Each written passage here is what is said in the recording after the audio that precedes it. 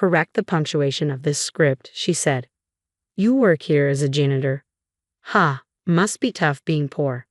Those condescending words came from Cindy, my brother's wife. Even after not seeing each other for a while, she said this with a snide laugh. For a while now, I've been aware that she doesn't hold me in high regard. I had hoped we drifted apart enough that I'd never have to encounter her again. How mistaken I was. But this time, I refused to yield. The mere fact of her presence here, well, you'll soon understand. Suppressing the chuckle, I maintain my composure and reply. Her expression freezes in an instant as my words sink in. My name's Lita, 30 years old. At home, it's me, my husband Lucas, and our daughter Layla. Lucas and we've been an item since college days. Started dating after we both joined the same club. 4 years into dating, we tied the knot when I hit 26. Next thing we knew, we welcomed Layla into our lives, smooth sailing all through the pregnancy. 3 years on, she's thriving, not a single health hiccup in sight. Sadly, Lucas folks aren't around anymore to witness her growth. But my parents? They're pouring all their love onto her, making up for the missing grandparents. Our condo sits just a 10-minute drive away from my childhood abode. Originally, Lucas and I were slated to remain there. My parents had hoped we'd stay under the same roof after tying the knot. Life was serene dwelling with my gentle husband and affectionate parents. However, that tranquility was shattered about 6 months into our union. Enter my brother Cedric, along with his wife. I hadn't laid eyes on him in nearly 5 years. Cedric had severed ties with our parents, dropped out of college, and vanished from home. His whereabouts remained a mystery until he sent a text announcing his marriage. Not a word of congratulations, and he was conspicuously absent from family gatherings, including our wedding. So, you can fathom my astonishment and ire when he suddenly reappeared. Yet I resolved to lend him an ear. What he and his wife divulged, however, far surpassed our expectations. Upon his return home after years, he confronted Dad, saying, "Dad, Cindy and I have made the decision to move in here with you." What in the world? You've been MIA for years, and now you just waltz back in? Listen, I understand it's not ideal, but I'm married now, and living with you seems like the least I can do, doesn't it? Don't be absurd. You didn't even bother showing up to Lita's wedding. Well, I apologize for that, but as your son, it's my obligation to be here. So Lita and her husband will have to find another place. Suddenly, a chill fills the room, leaving even Dad speechless. In the midst of this tense atmosphere, I find my voice. Wait just a minute. You can't simply barge in here and declare that Lucas and I are moving out. And why not? Are you just trying to butter up Dad to snag the house for yourselves? What? That's absurd. I simply want to be close to my parents. You're just a daughter. A son, especially the eldest like me, takes precedence even in matters of living arrangements. Just because you're the son, just because you're the oldest. So what? You dropped out of college by your own choice. You left home by your own choice. I can't tolerate this nonsense any longer. Just leave. I seize my brother by the arm and usher him towards the front door. Our argument persists even as we stand by the threshold, but Cindy interjects. Let's just head home for today. Reluctantly, my brother departs. The ordeal leaves my parents and husband utterly exhausted. We're all anxious about what my brother might do next. A few days later, the doorbell chimes. As I swing open the door, a stranger stands on the threshold, accompanied by a mover's truck parked outside. Perplexed, I inquire, "Are you from the moving company? I believe you may have the wrong address." "Nope, this is the correct address. We're here to handle the move for Cedric." "Cedric? My brother? Ah, I see, your family. My apologies, please come in." "Wait, just a moment." The mover signals his crew, and soon several men begin ferrying boxes into our house. I had no inkling about my brother's move, not a single word. With my parents away, I couldn't verify with them. Fearing I might be the last to know, I hurried upstairs to find my husband. "Lucas, have you heard anything about my brother moving in?" "What? What are you saying? That's impossible." "Then come see for yourself. Movers are bringing in his belongings." "What? This is news to me." "Forget it, just come." I tug my husband downstairs. The hallway is already cluttered with boxes and the movers are swiftly adding more. My husband attempts to intervene, but they counter. "We're simply following instructions. Your family, correct?" We attempt to reach my brother, but there's no response. Our calls to my parents go unanswered as well. Their phones are on silent. Eventually, all the boxes are inside, and the movers depart without a further word. Confronted by the stack of boxes, we both grapple to comprehend what's unfolding. What's happening? Why does my brother have all this stuff here? Is he planning to move in without informing Dad or us? We ponder the worst-case scenario, opting to await our parents' return to strategize. However, an hour later, it's my brother and his wife who arrive first. Hey, Lita, we're moving in. You'd better clear out. Brother, did you really move your stuff here without informing anyone? Why? This was originally my home. What's the issue with bringing my belongings back? What? Amidst our argument, a mocking laugh echoes from behind. I whirl around to find Cindy sporting a smug grin. Catching my stare, she offers a faux apology, devoid of any sincerity. Then, she proceeds to taunt me with a brazen remark. So, you must be Lita, huh? Can't seem to heed Cedric's wishes or something. How juvenile can you get? Pardon me, what's all this about? Just for the record, my brother made the decision to leave college and move out on his own. Why dredge this up now? Haven't you heard? Cedric's moved back in to reside with your parents. Quite the dutiful son, isn't he? Listen, we never asked for any of this. This is our home, where my husband and I reside, so please kindly leave.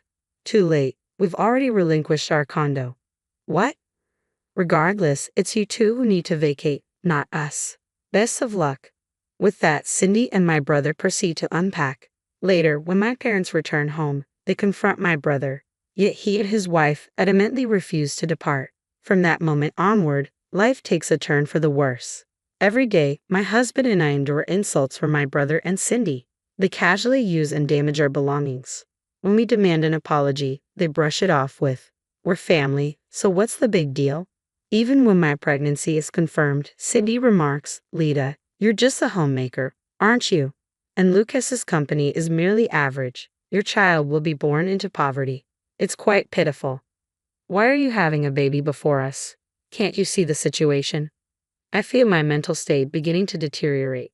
Eventually, simply being in their presence brings tears to my eyes, and I find myself retreating to my room, spending entire days locked away. Witnessing this, my parents suggest to my husband that we consider parting ways. If anything were to happen to our unborn child, it would be too late. It seems my parents convinced my husband to swiftly find a new place for us to live away from their home. Without delay, he secures a new residence, and we relocate. Life suddenly becomes serene as if the past were a distant fabrication. While the initial period post-move feels uncertain, with my husband's unwavering support, I manage to navigate through. I remove my brother's contact from my phone and implore my parents not to disclose our address to him and Cindy. Gradually, my parents begin visiting us frequently, seemingly disregarding my brother and Cindy at the family abode. They inquire about the living expenses and rent they'll be covering for us. When my brother and Cindy refuse to contribute, my parents start discarding their belongings into the yard. Unable to endure such treatment, they eventually relocate. Nearly 3 years have passed, and I haven't laid eyes on them. Though we toyed with the idea of moving back in with my parents, the uncertainty of my brother's return kept us from considering it seriously. Living under the same roof wasn't an option I was willing to entertain. Additionally, our family home was showing signs of age. Lately, the idea of my parents relocating to our condo had been floated. And then, just like any other day, as I stepped out the front door for a bit of shopping, I spotted a familiar face. Instantly, a wave of unpleasant memories washed over me. "Oh my gosh, is that you, Lita?" Oh dear, it was Cindy who greeted me with those words. "Why are you here?" "Why wouldn't I be? I'm just here to explore this fancy apartment building." "Explore? You're not thinking of moving in here with my brother, are you?" "Well, that's a secret, but bumping into you is quite the unexpected twist. Still facing financial struggles?" "Excuse me." Struggling with amusement, Cindy flashed a smug grin. Then she gestured towards my outfit and continued, "That inexpensive sweater and those skinny jeans. Money must be tight for you, huh? Heading out of here looking like that, I see. What are you implying?" "Poor dear, you have a child now, don't you? It's just so unfortunate." "What's unfortunate about it? My husband and I are contentedly raising our child." "Don't get all defensive. Someone like you with no redeeming qualities shouldn't even be having a kid. Talk about delusional." Cindy burst out laughing. That was the final straw. I reached my limit. Nothing had changed since our last encounter. If anything, she seemed even more intent on tearing people down. I couldn't tolerate it any longer. I'd had enough. I steeled myself, preparing to respond. Look, what's your problem? I understand you don't like me, but can we just avoid getting involved with each other? What's the rush? Worried I caught you at your most pathetic moment. What are you talking about? Don't act clueless. You're a janitor here, right? Must be rough, struggling financially. Laughter. As it turned out, she mistook me for a janitor, not a resident. It was an understandable error. The high-end apartment building I resided in was so luxurious that it seemed improbable we could afford it solely on my husband's income. Cindy, aware of my husband's workplace, presumed our financial constraints. With a contemptuous tone, she pressed on. It's absurd. You're resorting to working as a janitor just to be near this place. You must be truly desperate. Laughter. Lita, can you stop jumping to conclusions? I'm not the janitor. Oh, lighten up. How about this? I'll keep quiet about seeing you here to Cedric. But in return, starting today, you'll be my servant. You'll do whatever I say. Got it. She's assuming I'm the janitor in this upscale apartment building and making a childish demand. I've reached my limit. It's time to bring her back to reality. Excuse me, what exactly are you misunderstanding? This is my residence. Cindy, who had been grinning just moments ago, now freezes in disbelief. Ignoring her obvious astonishment, I continue. Allow me to clarify. This is the place where I reside, and it's owned by my husband. Wait, what are you saying? Ignoring her shock, I press on. This luxury apartment was initially among the properties owned by my husband's parents. Now, it's passed on to my husband, who manages it through a real estate agent. The reason my husband swiftly found us a new home is because he owns this place. It was inherited from his parents and was originally designated for renting out. He arranged it to shield me from my brother and his wife. Recently, I've started assisting the real estate agent to ease my husband's workload. Her name should have rung a bell for me from the beginning. My husband and I never spotted my brother's or Cindy's names on the list of potential renters provided by the real estate agent. Cindy, who did you come here with today? What? I came with Cedric, obviously. I didn't hear my brother's name from the real estate agent. So you arrived with someone else. Impossible. I came with Cedric. And at that moment, an unfamiliar man hurries up from behind her and says, Sorry for the delay. He drapes his arm around Cindy's waist and plants an affectionate kiss on her cheek. In that instant, the pieces fall into place for me. Cindy too senses that I've caught on, hastily distancing herself from the man. I'm sure he can hear me as I speak up. Cindy, are you certain it's appropriate to be in this situation? Engaging in such gallivanting as a housewife. You might exhaust my brother, you know. Hey, what are you implying? Oh, what do we have here? A married woman out on a date with another man? Or is he simply a friend? I need to inform my brother. Please just stop. Her plea is desperate, tears glistening in her eyes. But I can't hold back any longer. Addressing her firmly, I ignore her silent pleas, determined not to let any more unwarranted remarks slip. You've got some nerve, don't you? Bringing misery, pushing people to their breaking point. And you haven't changed at all. And now, you're cheating. You've hit rock bottom. Wait, Lita, please. Enough. Because of you and my brother, I've endured so much. How dare you ridicule others without a hint of remorse? I'll never forgive either of you. You'll feel the agony I've endured, and then some. At my words, she crumples to the ground, sobbing uncontrollably. And just like that, Cindy's affair is exposed. Upon my report to my brother, it's revealed she was also concealing her existing marriage, and had been urging her lover to purchase this upscale apartment for her.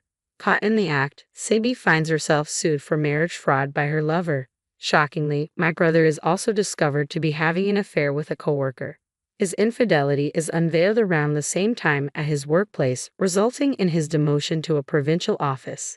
Cindy purportedly follows him, yet they both continue to blame each other for their misfortunes. Both are slapped with hefty fines, Cindy by her lover and my brother by the lover's spouse. Unable to cover the expenses with Cindy's former housewife status and my brother's reduced salary, they resort to illegal lenders. Recently, it seems they have a long road ahead to straighten out their lives. And no, I won't be lending a hand. As for me, life continues to be blissful with my family of 3. Thanks to my husband's kindness, my parents will also be relocating to the same high-rise apartment building next month.